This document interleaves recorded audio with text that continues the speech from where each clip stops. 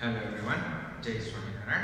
I am Nishit Chotalia from Sri Swaminarayan Institute of Technology, Bhat Gandhinagar, representing this subject network theory for SEM 3 EC branch, in which we already discussed the basic theory about the network graph theory or network topology, and right now we are discussing the numerical based on it.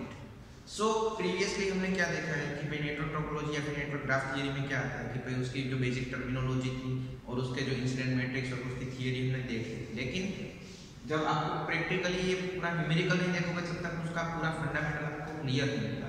सो देख मैंने यहाँ पे एक numerical भी इसके साथ रखा है, जो कि यहाँ पे हमने नेटवर्क थियरी में जो हमारा टॉपिक नेटवर्क टोपोलॉजी या फिर ग्राफ थियरी या फिर इंट्रोडक्शन ऑफ ग्राफ थियरी, तो उसके अंदर हमने यहाँ पे मेंशन किया है या फिर न्यूमेरिकल में आपको डेटा दिया हुआ है, जैसे कि draw the graph and obtain the incident matrix, statistic matrix and fundamental curvature matrix। Clear? और यहाँ पे एक आपको नेटवर्क दिया हुआ है, क्लियर? तो उसके अंदर आपको क्या करना है कि जो भी नेटवर्क है उसके अंदर कुछ कंडीशन है, जैसे कि आप करंट सोर्स है तो उसके लिए आपको ओपन सर्किट करना है या फिर ओपन सर्किट करना है, और जो आपका वोल्टेज सोर्स है उसे आप शॉर्ट सर्किट करोगे, और सारे एलिमेंट को रिमूव करने के बाद उसे हम ब्रांच में कनेक्ट करेंगे। क्लियर? ब्रांच मतलब कि एक लाइन से हम कनेक्ट करेंगे जिसे हम ब्रांच नाम देंगे, जो कि हम टोपोलॉजी की जो बेसिक टर्मिनोलॉजी है उसमें हमने डिस्कस कर लिया है। इसलिए तो यहाँ पे एक ऐसा आपका नेटवर्क दिया हुआ है, तो आपको करना क्या है, करंट सोर्स है तो ओपन कर देंगे, वोल्टेज सोर्स है तो शॉर्ट कर देंगे। तो उस हिसाब से आप नेटवर्क को देखो तो यहाँ पे ऐसे जाएगा, लेकिन ये ब्रांच ओपन हो जाएगी तो सिर्फ एक ये रेजिस्टेंस वाली ब्रांच है, लेकिन यहाँ पे आपको एक नोड फॉर्म होगा। यहाँ पर भी एक नोड है, एक नोड यहाँ है, एक नोड यहाँ और एक ये होगा। क्लियर? और ये एलिमेंट सारे रिमूव करते जाओगे तो उसे आप ब्रांच के फॉर्म में रिप्रेजेंट कर सकते हैं। तो उसका यहाँ पे आपको बाय डिफॉल्ट पहले ही बोला है कि ड्रॉ द ग्राफ, क्योंकि कोई भी न्यूमेरिकल 3 to 4 मार्क्स या फिर 7 मार्क्स का जो ग्राफ थियरी का या फिर टोपोलॉजी का जो न्यूमेरिकल आएगा तो उसके अंदर आपको क्या बोला होगा कि भाई सबसे पहले ग्राफ ड्रॉ करो। तो आपको कोई भी नेटवर्क है तो उसके अंदर आपको ग्राफ ड्रॉ करना तो आना चाहिए, उसके अंदर कुछ हेक्टिक है ऐसी कोई चीज नहीं है कि जो आपको नहीं आए। तो उसके लिए आपको फंडामेंटल क्या देखना है कि भाई एलिमेंट को उस हिसाब से रिप्रेजेंट करो और सारे नोड को कनेक्ट करो। क्लियर? तो यहाँ पर हमने वही किया कि जैसे कि मान लो मैं यहाँ भी नोड को नाम दे दूँ 1 2 3 4 5, तो उस हिसाब से मैं अभी ग्राफ प्लॉट कर रहा हूँ। तो वहाँ पे क्या होगा, एक एलिमेंट जो कि यहाँ पे फर्स्ट एलिमेंट है, यहाँ 2 to 3 के बीच में second element, then after 2 to 4 के बीच में ये एक एलिमेंट, तो उसे हमने थर्ड एलिमेंट बोला है, देन आफ्टर 1 to 4 के बीच में ये एलिमेंट है, तो उसे हमने ऐसे ब्रांचेस से हमने डिनोट किया। तो ऐसे सारे एलिमेंट्स को कनेक्ट करने के बाद एक हम ग्राफ या फिर ओरिएंटेड ग्राफ, जो कि ओरिएंटेड क्यों कहते हैं वो भी हमने डेफिनेशन में देखा कि जिसकी डायरेक्शन हो उसे हम ओरिएंटेड ग्राफ कहते हैं। और नॉर्मल ग्राफ होगा, जैसे कि यहाँ पे आप अगर मैं आपको डायरेक्शन नहीं देता हूँ एलिमेंट्स की तो वो आपका नॉन ओरिएंटेड ग्राफ हो जाएगा। लेकिन यहाँ पे एक और चीज मैं आपको बता दूं कि आपको इसकी डायरेक्शन के लिए क्या देंगे, तो ओरिएंटेड ग्राफ ड्रॉ करते हैं तो उसके लिए डायरेक्शन कोई रूल नहीं है, जो कि हमने थियरी सेशन में भी ये चीज देखी कि भाई ग्राफ की डायरेक्शन कैसे ले सकते हैं, हम जो अज्यूम करते हैं वही डायरेक्शन फॉलो करनी है। आप यहाँ पे कोई भी डायरेक्शन ले सकते हो, इनकमिंग और outgoing, but it depends on the our phenomena. हम जो सोचते हैं उस हिसाब से ले सकते हैं कि डायरेक्शन हम कोई भी ले सकते हैं, बट जो डायरेक्शन लेते हैं उसे हम एंड तक फॉलो करेंगे, बिकॉज प्लस और माइनस जो साइंस आती है जो कि कैलकुलेशन में आपको यूजफुल होती है वो किसके ऊपर डिपेंड करती है, वो आपकी जो डायरेक्शन अज्यूम की है उसके ऊपर डिपेंड करती है। तो आपको यहाँ पे एज्यूम की हुई डायरेक्शन आपको फोकस में लेनी है। क्लियर? तो उस हिसाब से ओरिएंटेड ग्राफ जब आपको हो जाता है, देन आफ्टर इंसिडेंट मैट्रिक्स की हो जाती है। तो इंसिडेंट मैट्रिक्स में क्या है कि आपको जितने भी नोड हैं उन सारे नोड को एक साथ डिनोट करना है, प्लस उसके वाइस वर्सा। ये ग्राफ एक्चुअली किसके अगेंस्ट होगा या फिर किसके विरुद्ध होगा कि भाई नोड वर्सेस ब्रांच, या उस हिसाब से आप यहाँ पे ये मैंने अंडरस्टैंडिंग पॉइंट ऑफ व्यू लिखा है कि यहाँ पे ब्रांचेस है, आपको एग्जाम में सिर्फ यही चीजें लिखनी है 1 2 3 4 5, या फिर ये जो नोड्स है वो सारे लिखने नहीं है, लेकिन ये मैंने अभी अंडरस्टैंडिंग के लिए आपको दिया है। क्लियर? तो नोड वर्सेस ब्रांच का ग्राफ लो। अब आपने पहला नोड ऑब्जर्व करना शुरू किया तो वहां पे क्या होगा, कितनी ब्रांच कनेक्टेड है 1 6 एंड 4, तो वहां पे आप एंट्री 1 1 1 लिख दोगे, बाकी की entry 0। Then after next second node पे है तो वहां पे कितने एलिमेंट है 1 2 एंड 3, तो 1 2 एंड 3। क्लियर? सेम है आपको सब एलिमेंट, जैसे कि नोड 3 की बात करें तो 2 5 एंड 7, 2 5 एंड 7। सेम में नोड 4 की बात करें तो क्या होगा 3 4 5। 3 4 5 एंड नोड 5 की बात करें तो यहाँ पे 6 एंड 7। क्लियर। अब ये सारे नोड को मैंने रिप्रेजेंट कर दिया है नोड वर्सेस ब्रांच, लेकिन यहाँ पे आप कुछ साइंस देख रहे हैं प्लस और माइनस की, तो वो कैसे लिखेंगे? तो जब आपने जो बी डायरेक्शन अज्यूम की है उसमें अगर एरो या फिर जो आपने डायरेक्शन अज्यूम की है वो एरो की डायरेक्शन जब आपसे दूर जा रही है तो that should be plus. Clear. तो यहाँ पे क्या होगा, फर्स्ट नोड को हम उपयोग करते तो कितने एलिमेंट है 1 4 एंड 6, यहाँ पे सारे दूर जा रहे हैं या फिर सारे एरो दूर की ओर जा रहे हैं तो वो प्लस होगा। नोड 2 पे हम देखते हैं 1 2 एंड 3, इसमें कितने दूर जा रहे हैं, सिर्फ थर्ड वाला एलिमेंट है वही दूर जा रहा है, तो 1 2 नेगेटिव होंगे क्योंकि वो पास आ रहा है। क्लियर। 1 2 पास आ रहा है तो नेगेटिव, 3 दूर जा रहा है तो पॉजिटिव। सेम पे नोड 3 के लिए हम बात करें 2 5 एंड 7, तो यहाँ पे दूर कितने जा रहे हैं 2 5 एंड 7, तीनों के तीनों दूर जा रहे हैं तो तीनों plus. Clear. Okay. Then after node 4 की बात चलते हैं तो अब क्या होगा 3 4 एंड 5 तीनों नजदीक आ रहे हैं मतलब तीनों नेगेटिव। देन आफ्टर नोड 5 की बात तो यहाँ पे 6 एंड 7 दोनों नजदीक आ रहे हैं मतलब कि दोनों नेगेटिव। क्लियर। तो आपने इंसिडेंट मैट्रिक्स को पता कर लिया, लेकिन फंडामेंटल पूछ रहे हैं या फिर इंसिडेंट मैट्रिक्स पूछ रहे हैं तो आपको लास्ट कॉलम को रिप्रेजेंट नहीं करना। याद रखना, ये मैंने आपको इसलिए ऐसे लिखा था कि आपको पूरा समझ में आए, लेकिन जब आपको इंसिडेंट मैट्रिक्स के फॉर्म में पूछते तो आपको कितना लिखना होगा एलिमेंट 4 मतलब कि जितने नोड है उनसे एक नोड कम, वो कौन सा रिमूव करना है उसके लिए कोई फंडामेंटल रूल नहीं है, बट कोई भी नोड आप रिमूव करने के बाद आप उसे रिप्रेजेंट कर सकते हो। मतलब कि अभी मैंने ऐसा किया या फिर कोई और मैं मान लो कि ये नोड या फिर ये पूरी रो डिलीट करना चाहता हूं तो उसके अलावा जो बच रहा है उसे मैं इंक्लूड करूंगा। क्लियर। तो ऐसा कोई भी एक नोड की जो पूरी एंट्रीज है या फिर वो पूरी एक लाइन है जो कि आप रिमूव कर सकते हैं, जो कि पूरी रो को आप निगलेक्ट कर सकते हैं। क्लियर। ओके। नेक्स्ट वन जो कि है आपका टाइसेट मैट्रिक्स।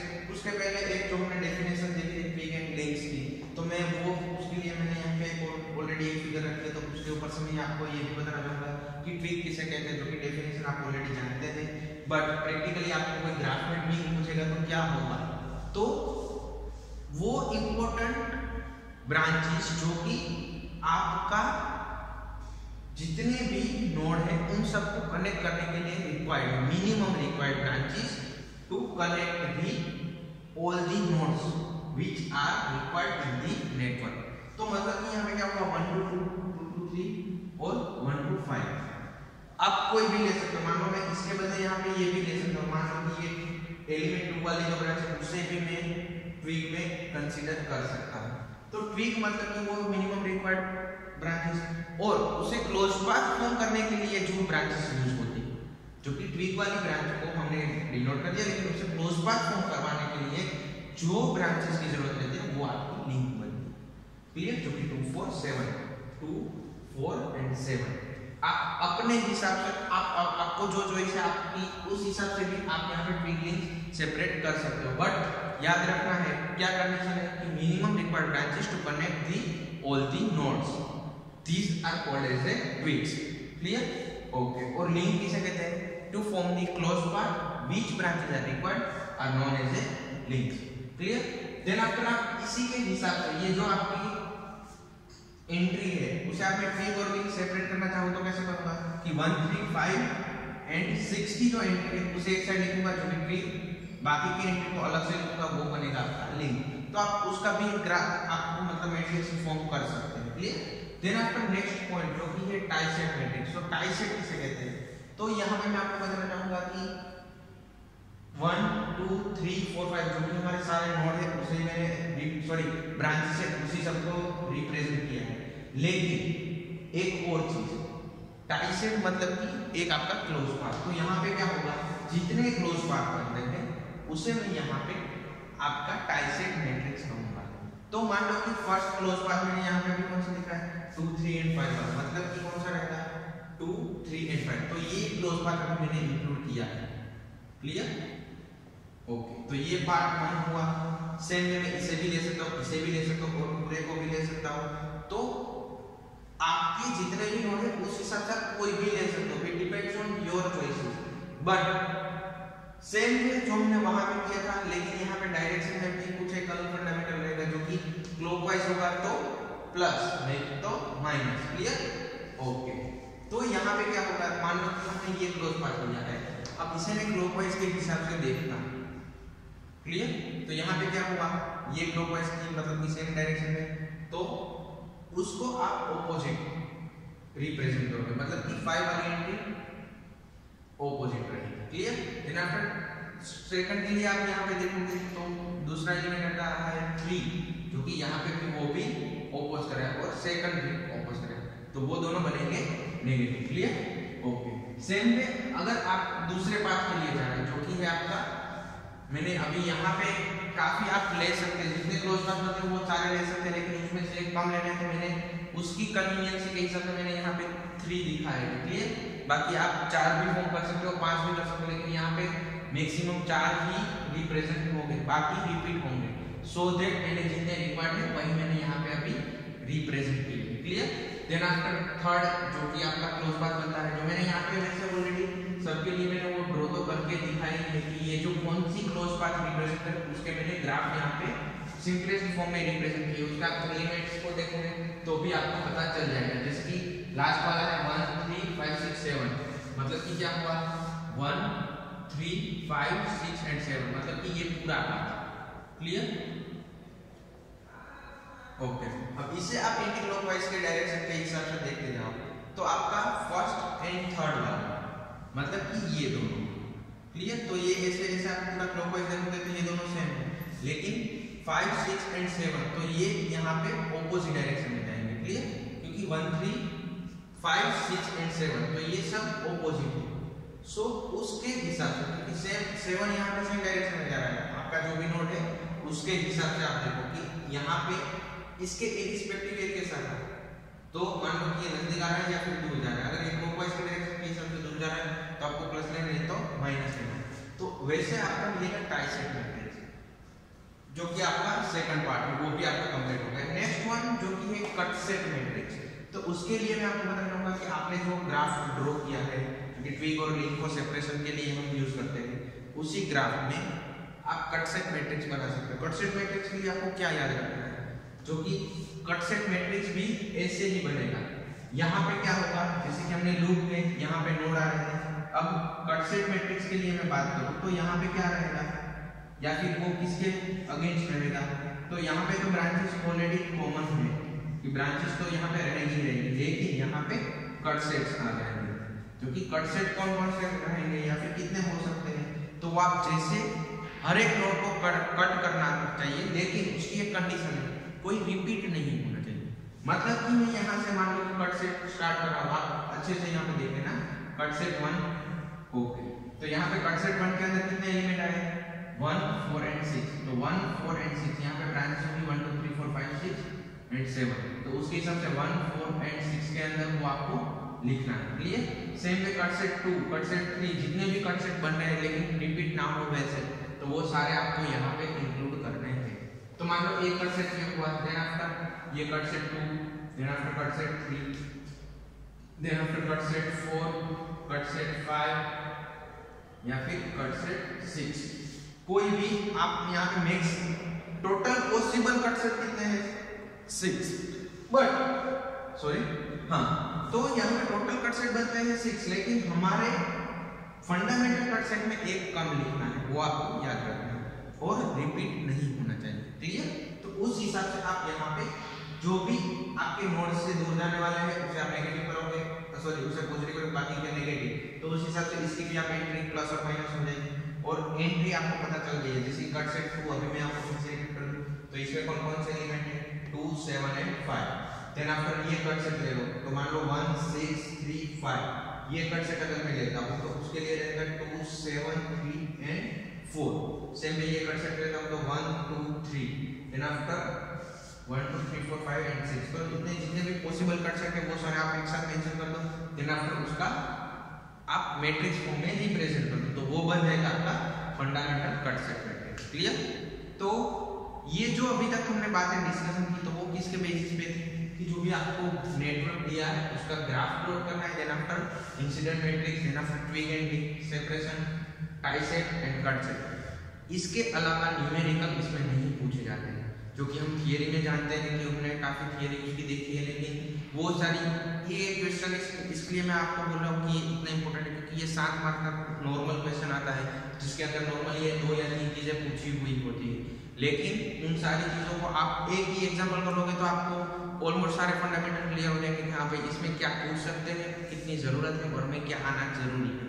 तो ये एक एग्जाम्पल आप अच्छे से कर लो, और एक आपके रेफरेंस बुक या फिर न्यूमेरिकल्स की जो हमारी क्वेश्चन बैंक है या फिर मटेरियल में आपको कहीं पे भी मिले तो आप वो एग्जांपल या फिर न्यूमेरिकल भी सोल्व कर सकते हो, डिपेंड्स ऑन यू।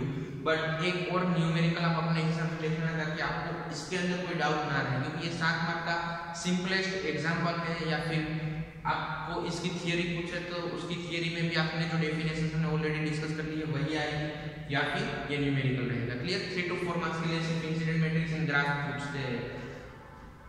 तो शॉर्ट में ये क्वेश्चन 3 to 4 मार्क्स के लिए भी आ सकता है कि भाई draw the graph from the given network and obtain the incident matrix, या फिर फंडामेंटल इंसिडेंट देन आफ्टर ट्राइसेट का पूछते हैं तो 3 to 4 मार्क्स के लिए वो भी पूछ सकते हैं, और 7 मार्क्स के लिए पूरा न्यूमेरिकल साथ में आएगा। क्लियर?